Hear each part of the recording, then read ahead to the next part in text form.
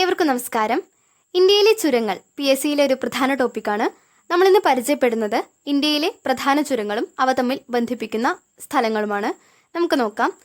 ഇന്ത്യയുടെ പ്രവേശന കവാടം എന്നറിയപ്പെടുന്ന ചുരം ബൊലാൻ ചുരമാണ്. ബൊലാൻ ചുരം. ഈ ബൊലാൻ ചുരം കണക്ട് ചെയ്യുന്നത് അഫ്ഗാനിസ്ഥാനെയും പാകിസ്ഥാനെയുമാണ്.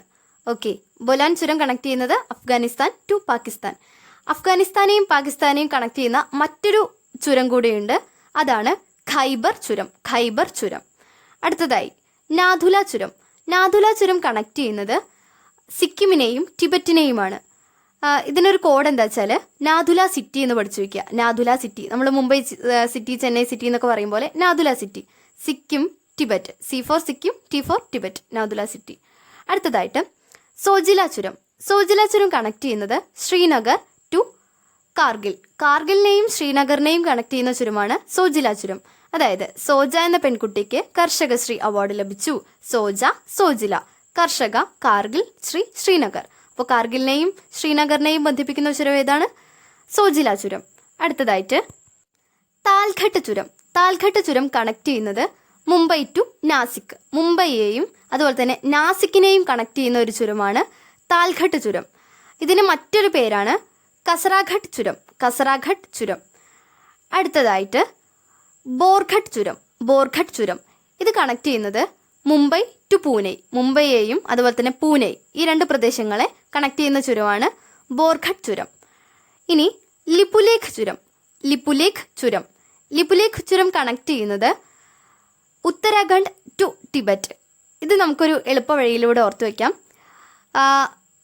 നമ്മൾ എന്തുകൊണ്ടാണ് ഉത്തരം പറയുന്നത്? ലിപ്പ്. അതെ അല്ലേ? അപ്പോൾ ഉത്തരം പറയുന്നത് ലിപ്പ് കൊണ്ടാണ്. So Uttarakhand to Tibet. ഇനി അടുത്തതായിട്ട് ഉത്തരാഖണ്ഡിനെയും ടിബറ്റിനെയും തമ്മിൽ ബന്ധിപ്പിക്കുന്ന മറ്റൊരു ചുരം കൂടിയുണ്ട്. അതാണ് മന ചുരം. മന പാസ്. ഓക്കെ. അടുത്തതായിട്ട് ബോണ്ടില ചുരം. ബോണ്ടില ചുരം കണക്ട് ചെയ്യുന്നത് അരുണാചൽ പ്രദേശ് ടു ടിബറ്റ് ആണ്. അരുണാചൽ പ്രദേശിനെയും ടിബറ്റിനെയുമാണ് ബോണ്ടില ചുരം കണക്ട് ചെയ്യുന്നത്. ബോണ്ടില ചുരം, അതിൻ്റെ കൂടെ പഠിക്കാനുള്ളത് ഭൂംല ചുരം. ബോണ്ടില ചുരവും ഭൂംല ചുരവും കണക്ട് ചെയ്യുന്നത് അരുണാചൽ പ്രദേശ് ടു ടിബറ്റ് ആണ്. ഇനി അംബോളിഘട്ട് ചുരം. അംബോളിഘട്ട് ചുരം കണക്ട് ചെയ്യുന്നത് മഹാരാഷ്ട്രയെയും അതുപോലെ തന്നെ ബൽഗാമിനെയുമാണ് കണക്ട് ചെയ്യുന്നത്. ഈ ബൽഗാം കർണാടക സംസ്ഥാനത്താണ്. അപ്പോൾ മഹാരാഷ്ട്രയെയും കർണാടകയിലെ ബൽഗാമിനെയും കണക്ട് ചെയ്യുന്ന ചുരമാണ് അംബോളിഘട്ട് ചുരം. അടുത്തത് ബനിഹാൽ ചുരം. ബനിഹാൽ ചുരം.